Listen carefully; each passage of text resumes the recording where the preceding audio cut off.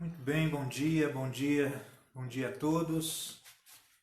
Mais um primeiro dia da semana aí que está se iniciando, mais um domingo. E hoje um domingo um pouco mais frio, né? Um vento forte que teve de ontem para hoje. Espero que estejam todos bem. Deixo aqui o meu abraço a vocês e vamos dar início a mais um estudo sobre a oração. Eu espero que aqueles que assistam possam ter algum proveito com esse estudo que nós estamos fazendo, né? Realmente, para mim, é uma alegria muito grande poder falar das coisas de Deus, poder pensar nas coisas de Deus e saber qual é a vontade dele através do livro sagrado que ele nos deixou.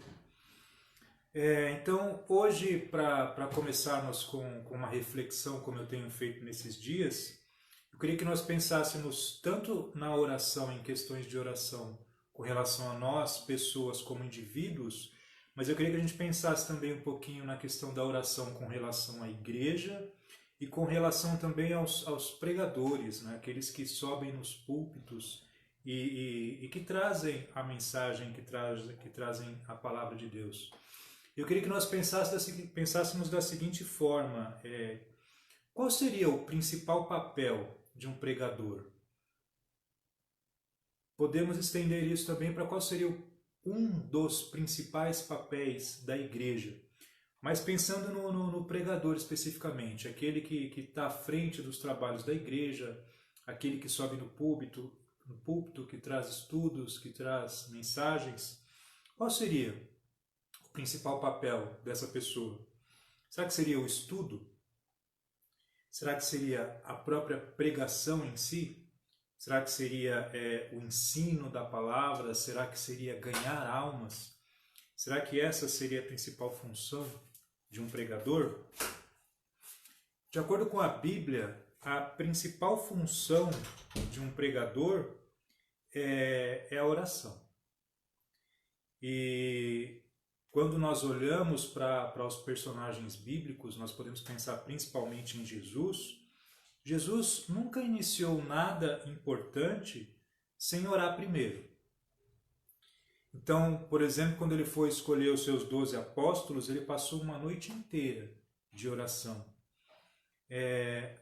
Quando ele foi participar daquele momento da transfiguração, em que o seu rosto se transfigurou, nós vemos que ele também teve um momento de oração ali. No momento do seu batismo, né? Antes de ser preso ali no jardim do Getsemane, nós sabemos que ele teve um momento de oração muito intenso ali. Então, sempre nos grandes momentos que Jesus passava, ele estava em oração, né? Oração para ele era algo realmente muito importante e era algo que o acompanhava no seu dia a dia. E não apenas Jesus, né? Outros eventos da Bíblia, grandes da Bíblia, eles foram precedidos de oração. Por exemplo, o grande evento do Pentecostes, que foi ali o início da igreja, antes que aquele acontecimento se desse, a igreja estava toda reunida, ou se ainda a igreja não havia começado, né, mas os discípulos, as mulheres, a mãe de Jesus estavam todos reunidos ali em oração. Você pode verificar isso lá em Atos capítulo 1, versículo 14. Então, diversos outros exemplos poderiam ser dados, né? Mas esses é só para nos chamar a atenção para que antes de algum evento grande, há sempre uma preparação que é feita, que é a oração. Então nós temos um grande poder em nossas mãos, né? Que é a oração. E nós quase não oramos. Nós quase não usamos esse grande poder que nós temos acessível. Mas nós temos que ter em mente que orar não é pedir que Deus abençoe os nossos planos, né? Nós apenas isso. Nós temos a tendência de ser muito egoísta quando nós fazemos as nossas orações. Então a ideia melhor seria nós pedirmos para que Deus nos colocasse aonde estão os seus planos. Porque Deus é soberano, Ele está agindo em todos os lugares, a todo momento, e o que nós temos que fazer? Temos que pedir para que Ele nos coloque aonde Ele quer que a gente trabalhe. né? Então ele está sempre agindo de forma grandiosa, muitas vezes em alguns lugares, e se eu ficar egoisticamente pedindo para que ele atenda aos meus desejos, para que ele faça as coisas do jeito que eu quero, eu posso estar distante daquilo que ele está fazendo e da onde ele poderia me colocar. Então temos que pedir dessa forma, né? Senhor, me coloque aonde o Senhor quer que eu esteja. Né? Temos que ter essa humildade diante de Deus. Então, aqueles que são pregadores, eles têm que ter essa preocupação, né? Eles têm que aprender a orar primeiro, antes de fazerem qualquer coisa. Antes de iniciarem um estudo, antes de algum trabalho de evangelização. E da mesma forma a igreja. Né? Nós temos que pensar com relação à igreja que tudo aquilo que a igreja for fazer, ela precisa orar primeiro. Então, a igreja está se preparando para algum trabalho de evangelização? Ore. A igreja está se preparando até para um estudo bíblico? Ore. É muito importante, primeiro, ainda mais quando nós estamos em um trabalho de evangelização, onde nós vamos levar o evangelho a algumas pessoas, nós temos que ter essa preocupação de primeiro falarmos com Deus sobre o homem, para que depois a gente chegue ao homem e fale a ele sobre Deus. Então nós temos que ter esse tipo de relacionamento com Deus. E a nossa oração ela não pode ser uma oração vazia.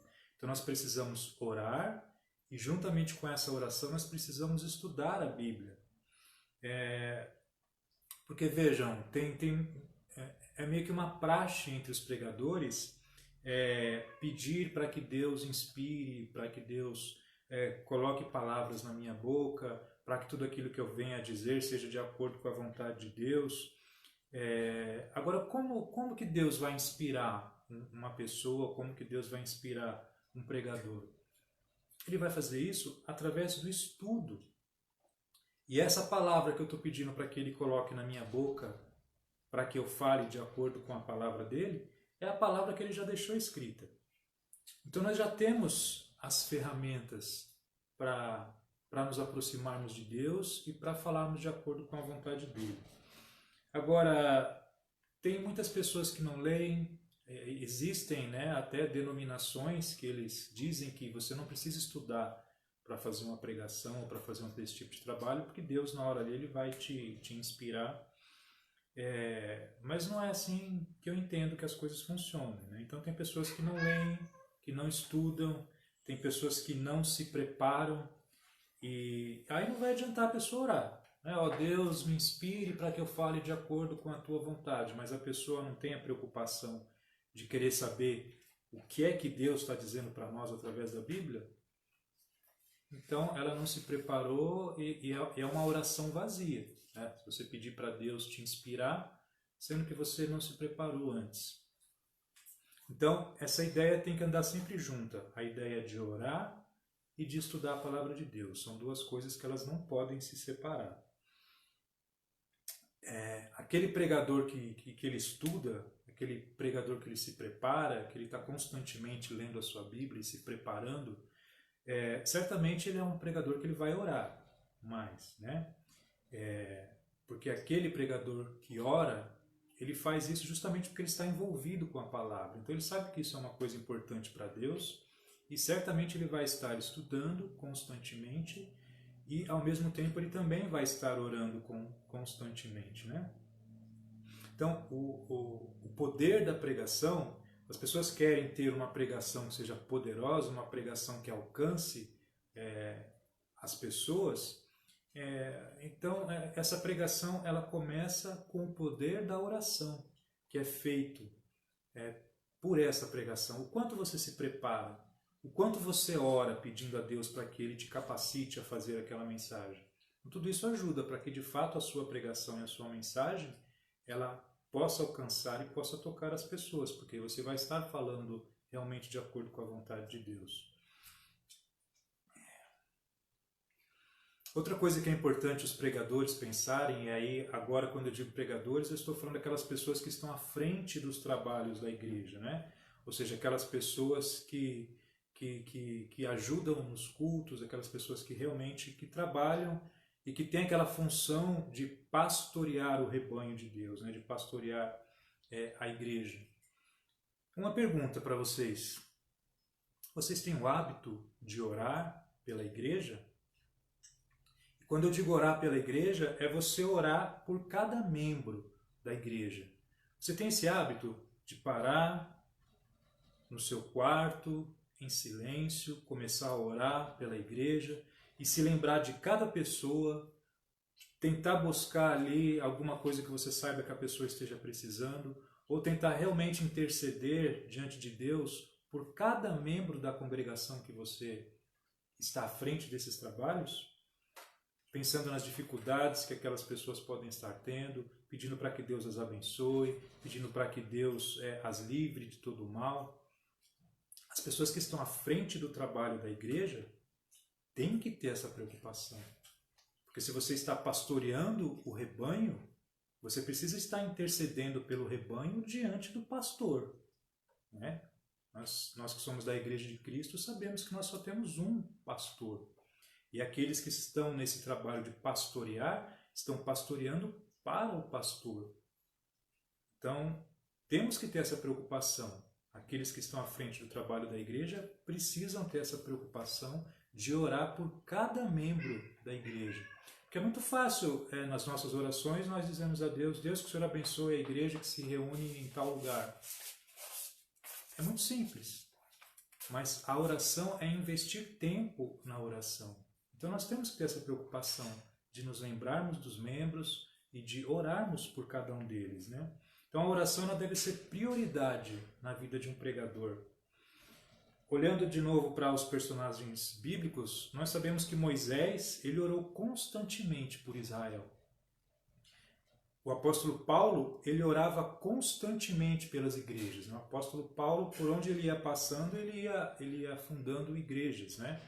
E ele constantemente ele orava por aquelas igrejas. Ele não fundava a igreja quando ele ia para outra cidade, ele se esquecia deles. Não, ele continuava o tempo todo orando por aquelas igrejas. Uma passagem que nos ajuda a entender isso pode ser 1 Samuel capítulo 12, versículo 23.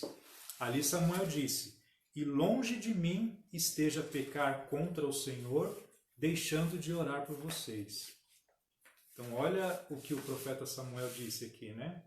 Que nós sabemos que muitas coisas que nós fazemos são pecado, né? Nós temos que nos policiar muitas vezes para não cometer algumas coisas que nós sabemos que são pecado. Mas da mesma forma a Bíblia fala que algumas coisas que se nós deixarmos de fazer, nós também estamos cometendo pecado. Então, de acordo com essa passagem aqui, Samuel está nos ensinando, né? Que se nós deixarmos de orar pelas pessoas, se nós deixarmos de orar pela igreja, pela congregação, nós também estaremos pecando. Então, os pregadores, né, aqueles que têm a função de levarem a palavra de Deus, eles precisam ser profetas, sim.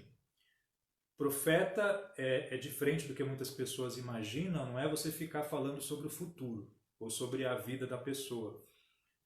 Você ser profeta é você falar de acordo com a palavra de Deus. Então, as pessoas do Antigo Testamento e na época do Novo Testamento, elas falavam aquilo que Deus inspirava que elas falassem. Esse era o profeta. E hoje em dia, da mesma forma, pessoas que falam de acordo com a palavra de Deus estão sendo profetas. Então, essa sim é uma função dos pregadores.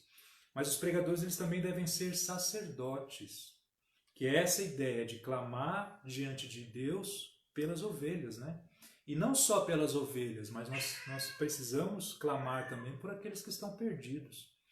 Em volta de cada uma das igrejas locais, existem dezenas, centenas e milhares de pessoas que estão perdidas e precisam ser alcançadas pelo Evangelho. E nós sabemos que Deus se preocupa com cada uma daquelas pessoas.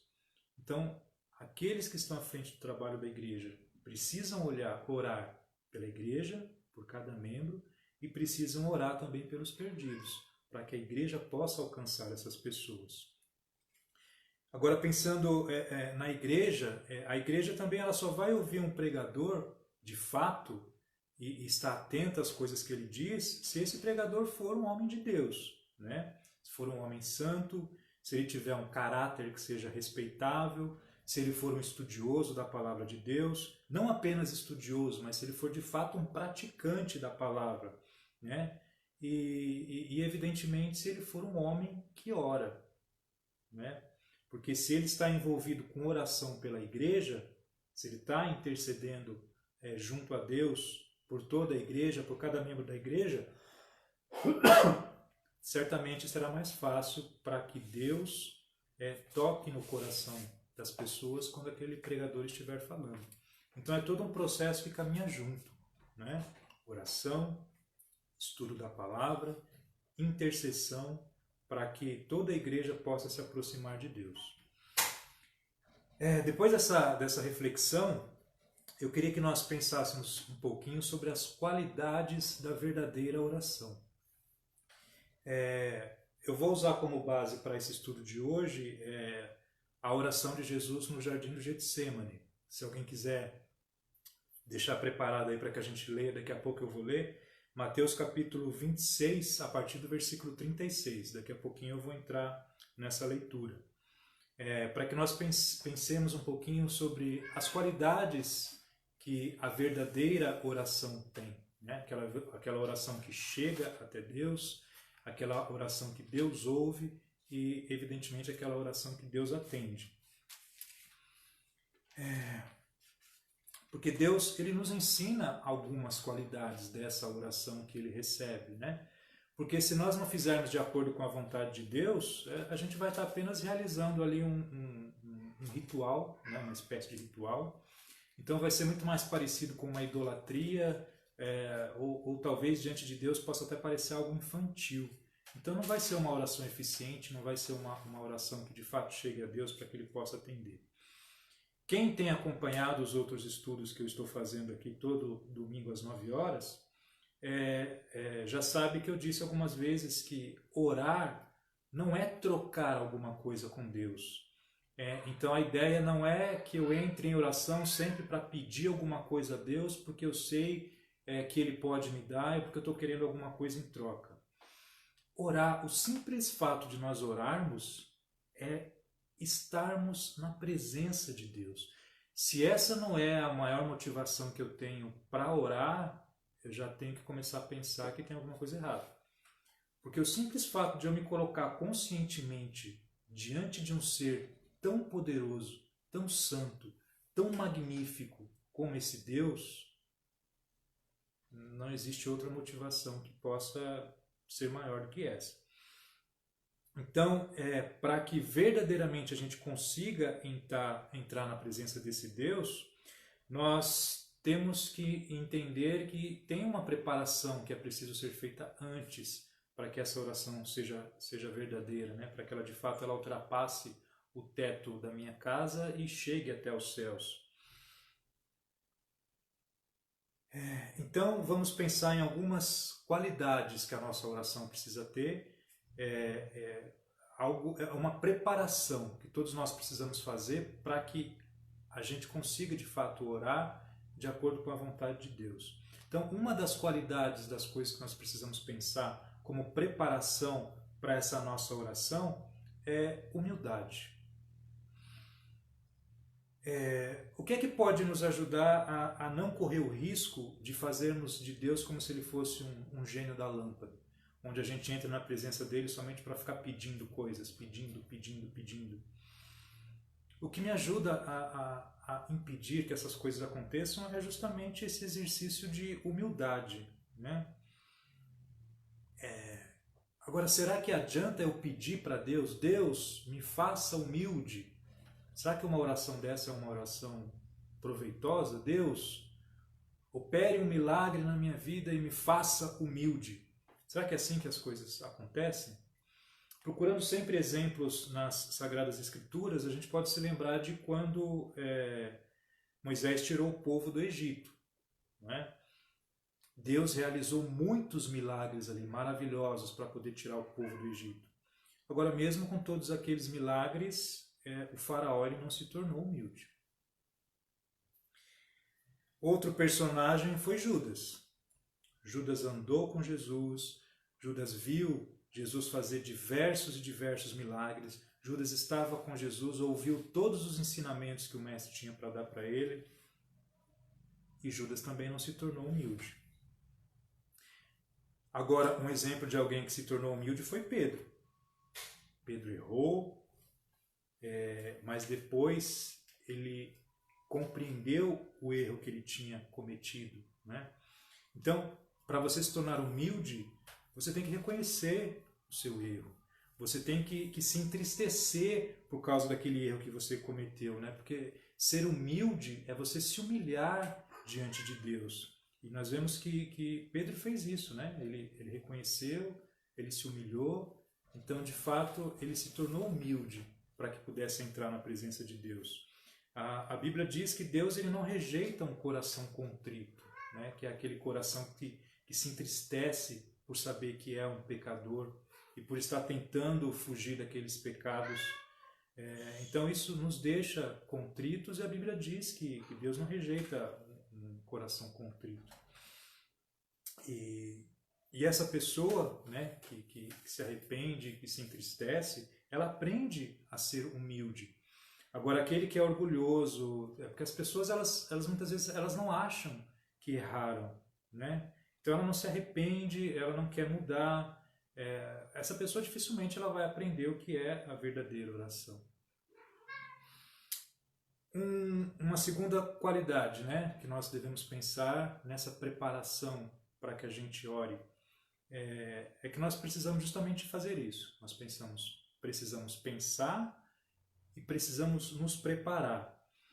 Porque a oração não é simplesmente você despejar os seus desejos diante de Deus. E também não é ficar repetindo dezenas de vezes uma frase que você decorou ali, ou ficar repetindo 30 vezes o Pai Nosso. Isso não é a oração que a Bíblia nos ensina, né? Então a gente precisa pensar, a gente precisa se preparar para orar. Jesus disse lá no Jardim do Getsêmani, né? Vigiem e orem. Então nós precisamos estar atentos, nós precisamos estar conscientes, nós precisamos estar preparados para fazermos as nossas orações. Quando nós entramos na presença de Deus em oração, nós já temos que entrar sabendo ali o que nós vamos orar, sobre o que nós vamos falar. Por quê? Porque nós nos preparamos antes. Você não chega ali simplesmente do nada e começa a orar. Então você vai se preparar, você vai pensar o que você vai conversar com Deus, quais são as dificuldades que você está enfrentando. Então você já entra preparado. Um outro ponto que serve para essa preparação, sem dúvida nenhuma, é estudar as Escrituras, né? Então você quer orar de acordo com a vontade de Deus? Estude.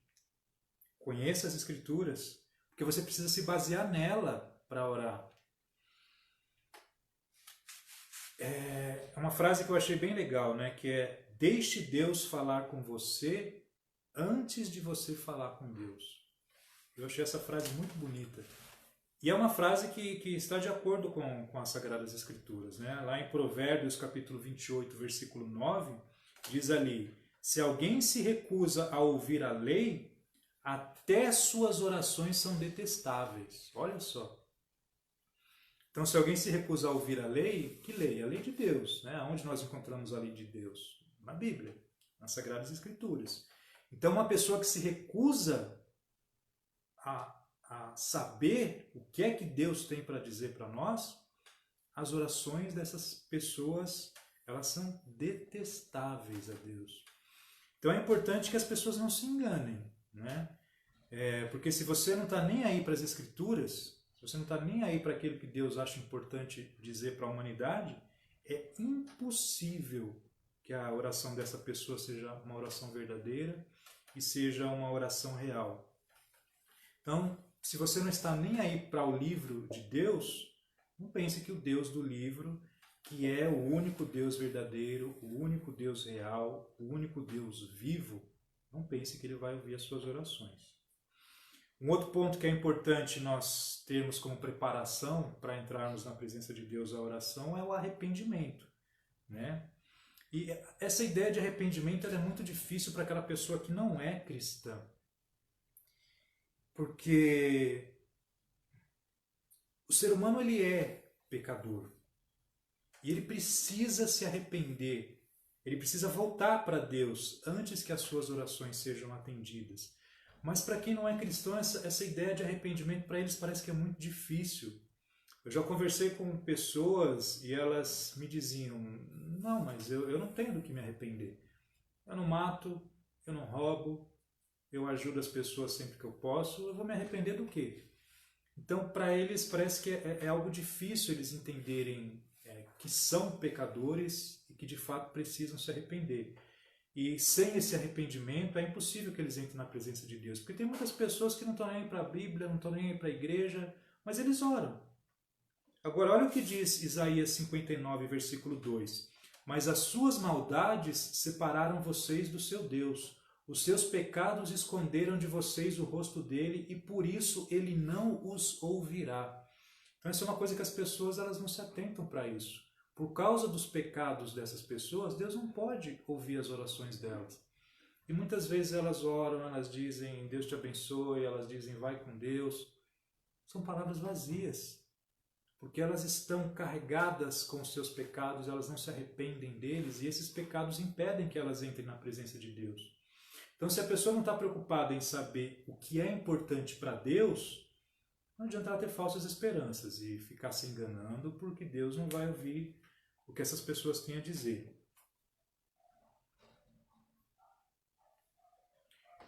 Porque mesmo essas pessoas que não frequentam a igreja, mesmo essas pessoas que não são discípulas de Cristo, elas já ouviram falar de Jesus, né? Já falaram ouvir de Jesus, já ouviram falar na crucificação, né? Que ele foi crucificado. Mas as pessoas não entendem o que é que isso representa e não estão dispostas nem a pensar, nem a tentar entender que Jesus é de fato Filho de Deus. Que Jesus é o único Filho de Deus, é o Filho unigênito. Essa palavra unigênito quer dizer que Deus é o único que é da mesma substância, que é da mesma natureza do Deus Pai. Ou seja, Jesus é divino. E tem muitas pessoas que dizem, todos nós somos filhos de Deus. Não é bem assim. Primeiro que a Bíblia ela ensina que alguns dos seres humanos são adotados por Deus como filhos. Mas mesmo esses que são feitos filhos de Deus, eles não são filhos da mesma forma que Jesus. Porque nenhum de nós é da mesma natureza, da mesma espécie, da mesma substância que Deus. Nenhum de nós é divino, somente Jesus. Nós somos filhos adotivos de Deus. E as pessoas não param para pensar que Deus ele enviou esse seu único filho para viver aqui na terra entre nós e para morrer de uma forma tão angustiante como a forma que ele morreu, que foi a crucificação. E essas pessoas não param para pensar que a Bíblia diz que Jesus morreu no lugar delas.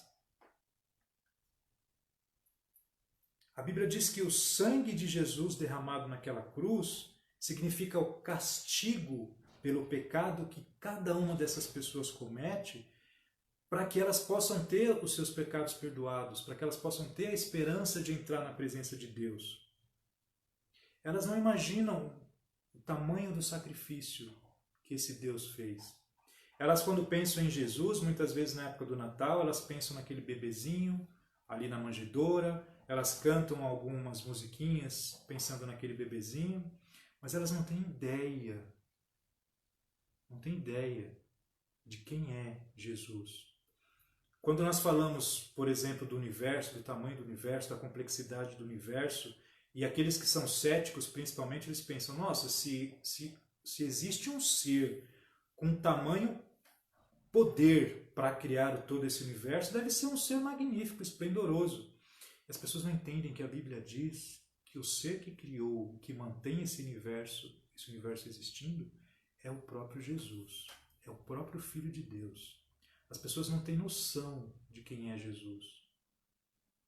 E esse ser com tamanho tal, a ponto de criar esse universo, ele se fez homem, aceitou que nós, seres humanos, batessem nele, o espancassem, o chicoteassem, o pregassem em uma cruz. Esse ser com tamanho poder.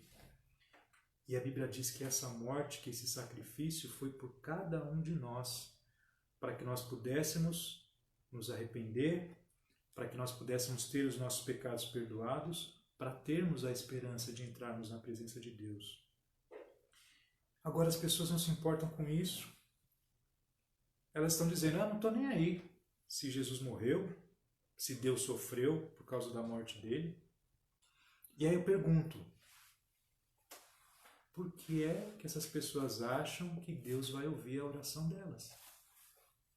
Se elas não estão nem aí para aquilo que é tão importante para Deus.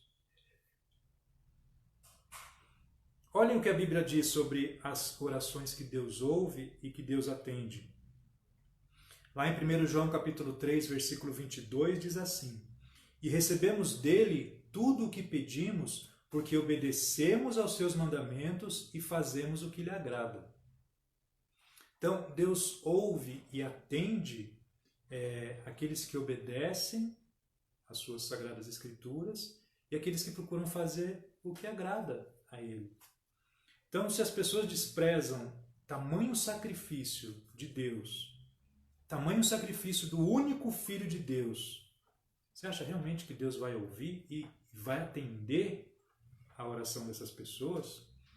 Então, eu espero que se alguém que não é cristão, que não é da igreja, que não é das pessoas com quem eu congrego, que estiver ouvindo isso, espero que pense sobre essa possibilidade do tamanho do sacrifício que Deus fez por você e se você está dando alguma importância para aquilo que realmente importa para Deus.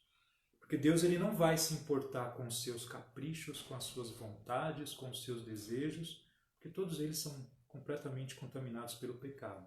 Se você não se arrepender, não há esperança para você. Agora, voltando aqui para o nosso estudo, uma outra qualidade daquilo que nós precisamos para nos preparar para a oração é disciplina. Né?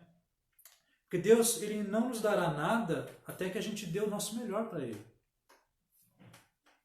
Então nós precisamos nos comprometer com a oração, nós precisamos nos preparar, estudar, precisamos ser humildes, precisamos investir tempo na nossa oração.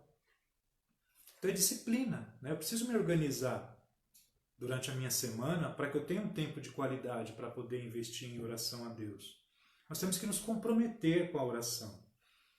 E se você se esforçar em aprender a orar, certamente você vai perceber que logo, logo você vai estar orando muito mais. Isso acontece comigo, né? E é algo maravilhoso. Como eu disse que nós iríamos usar como base, né, a oração de Jesus no Getsemane, para que a gente continue pensando nas qualidades da verdadeira oração, e para a gente olhar para aquele que é o nosso modelo perfeito, né? O nosso modelo para tudo nessa vida é Jesus. E, evidentemente, ele também é o nosso modelo para a oração. Então, eu vou ler agora Mateus, capítulo 26. Quem quiser acompanhar a leitura, é justamente Jesus ali no jardim do Getsemane. Então, Mateus, capítulo 26, a partir do versículo 36, onde a Bíblia nos diz assim: Então Jesus foi com seus discípulos para um lugar chamado Getsemane e lhes disse: Sentem-se aqui enquanto vou ali orar. Levando consigo Pedro e os 2 filhos de Zebedeu, começou a entristecer-se e a angustiar-se. Disse-lhes então: A minha alma está profundamente triste, numa tristeza mortal. Fiquem aqui e vigiem comigo. Indo um pouco mais adiante, prostrou-se com o rosto em terra e orou: Meu pai, se for possível, afasta de mim esse cálice. Contudo, não seja como eu quero, mas sim como tu queres. Depois voltou aos seus discípulos e os encontrou dormindo. Vocês não puderam vigiar comigo nem por 1 hora? Perguntou ele a Pedro. Vigiem e orem para que não caiam em tentação. O espírito está pronto, mas a carne é fraca. E retirou-se outra vez para orar. Meu pai, se não for possível afastar de mim este cálice, sem que eu o beba, faça-se a tua vontade. Quando voltou, de novo os encontrou dormindo, porque os seus olhos estavam pesados. Então os deixou novamente e orou pela 3ª vez, dizendo as mesmas palavras. Depois voltou aos discípulos e lhes disse: Vocês ainda dormem e descansam? Chegou a hora. Eis que o Filho do Homem está sendo entregue nas mãos de pecadores. Levantem-se e vamos. Aí vem aquele que me trai.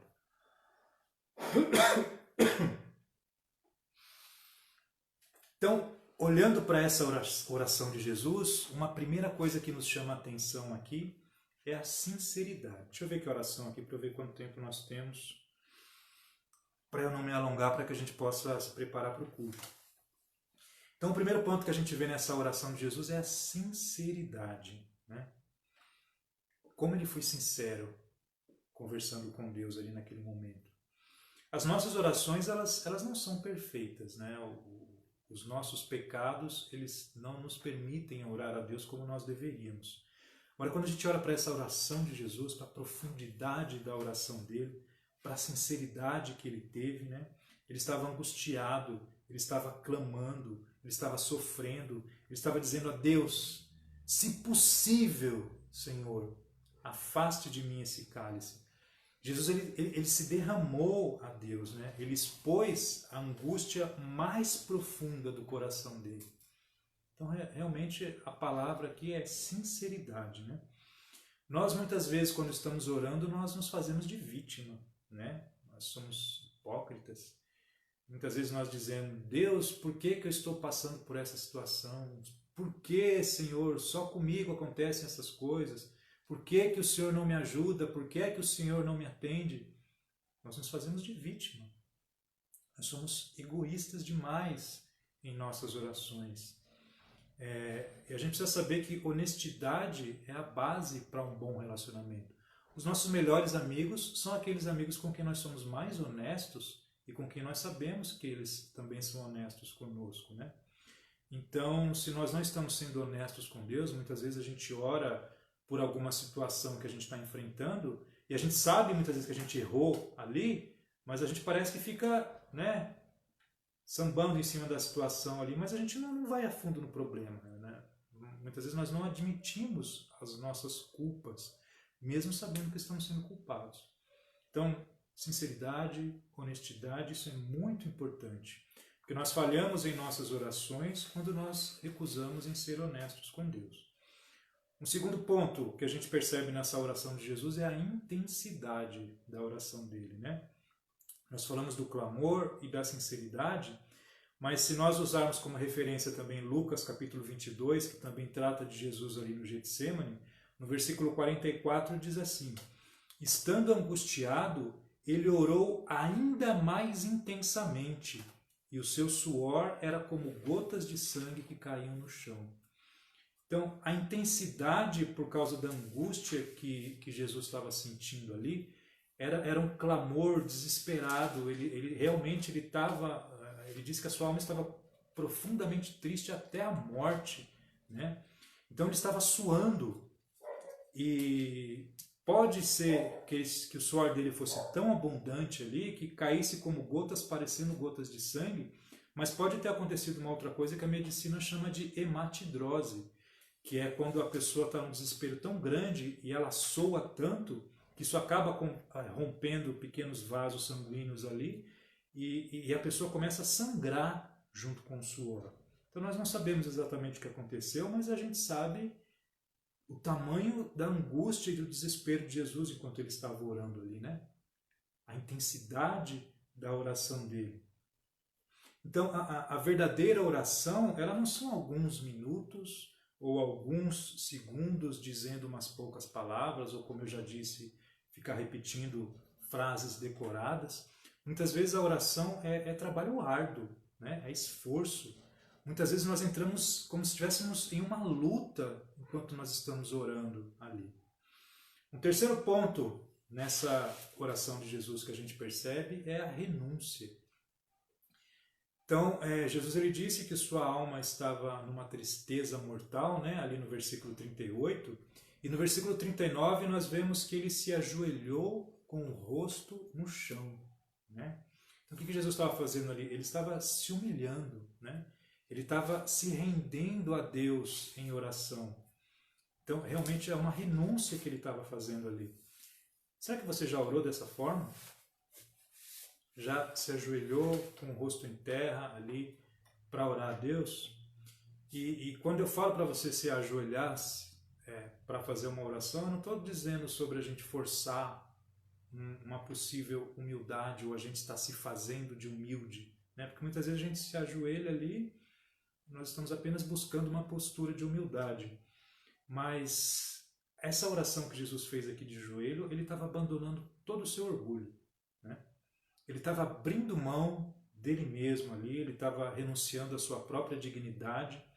Então, ele estava renunciando àquilo que ele era como pessoa para poder se entregar na mão de Deus.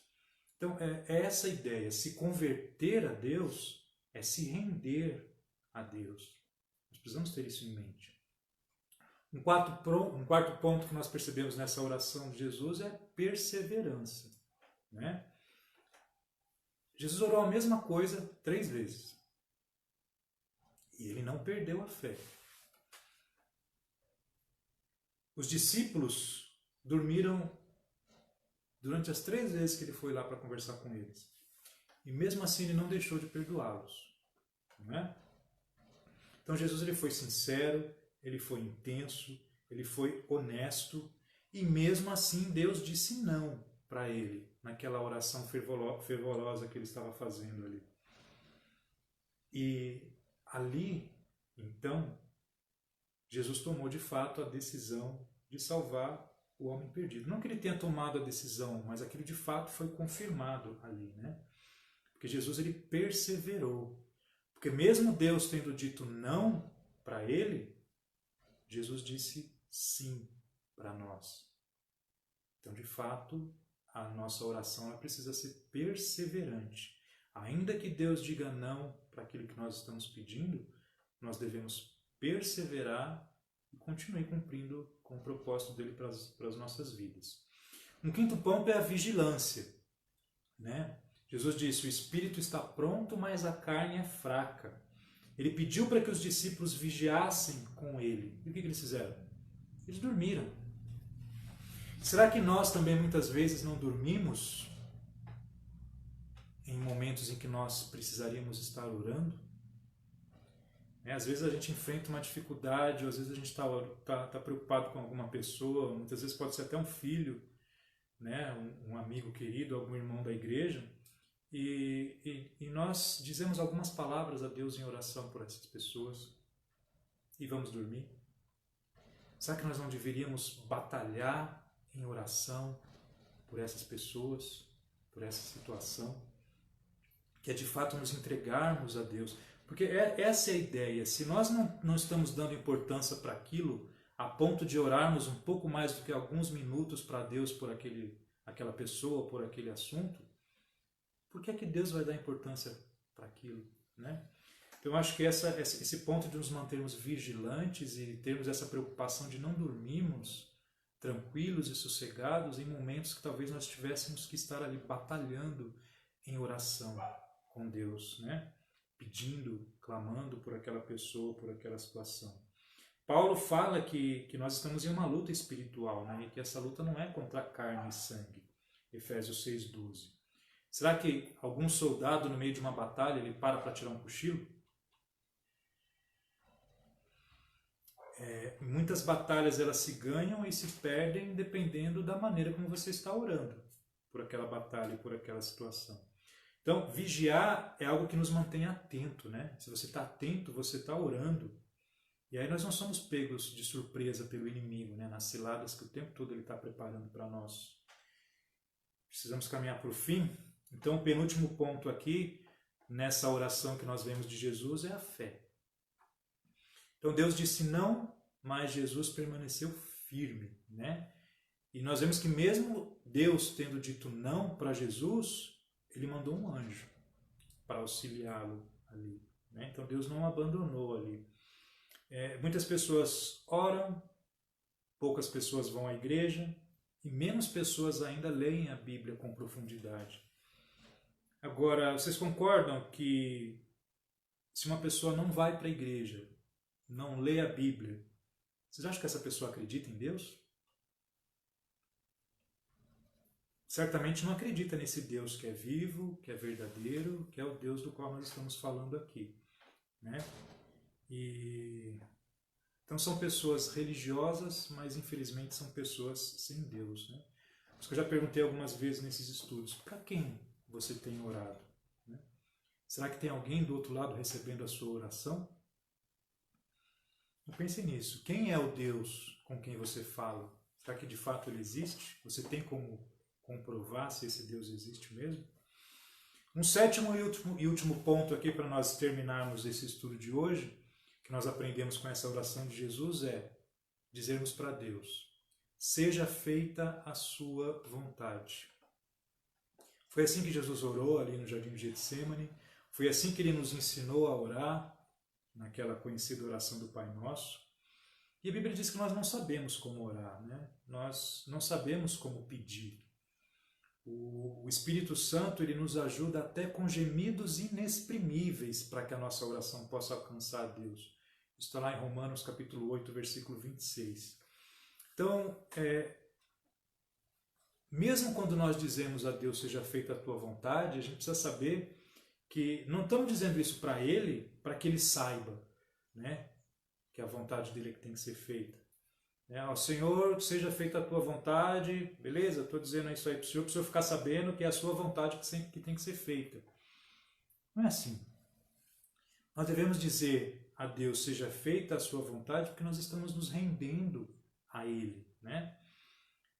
Porque o que Deus quer sempre vai ser muito melhor do que aquilo que nós queremos, até do que aquilo que nós podemos imaginar. Muitas vezes, por exemplo, nós oramos por pessoas que estão doentes e nós oramos pedindo para que os médicos, para que Deus esteja com os médicos, para que tudo corra bem ali na situação que estiver acontecendo. Agora a gente sabe que Deus ele pode usar os médicos, sim, na maioria das vezes para curar uma determinada doença, mas ele pode curar independente dos médicos. Deus não precisa dos médicos para curar uma pessoa. Então quando nós dizemos, seja feita a sua vontade, Senhor, é que seja feita do jeito que Ele quiser. Se Ele quiser usar um médico, Ele usa. Se Ele quiser fazer um milagre, Ele faz. Se Ele achar que aquela pessoa não tem que ser curada, nós é que temos que nos render à vontade dEle, né? E dizer para Ele que seja feita a tua vontade, seja feita como o Senhor quiser, né? E temos que aprender a dizer a Deus, seja feita a tua vontade e não seja feita a minha. Que as nossas orações que elas sejam menos egoístas, que nós aprendamos de fato a nos render a Deus. Eu agradeço a todos que estão assistindo. Miriam, obrigado. O Cláudio está aí assistindo também. Minha irmã, meu pai. Não consigo ver todo mundo daqui, mas que Deus abençoe vocês. Obrigado. Quem? Osvaldo. Osvaldo, querido Osvaldo, obrigado pela participação. Que Deus possa abençoar vocês e que possa abençoar aquelas pessoas que venham a assistir isso depois, tá bom? Um grande abraço, estou cheio de saudade de todo mundo, espero que essa pandemia possa terminar logo, para que eu possa de fato dar um abraço em cada um de vocês. Obrigado mais uma vez e que Deus abençoe.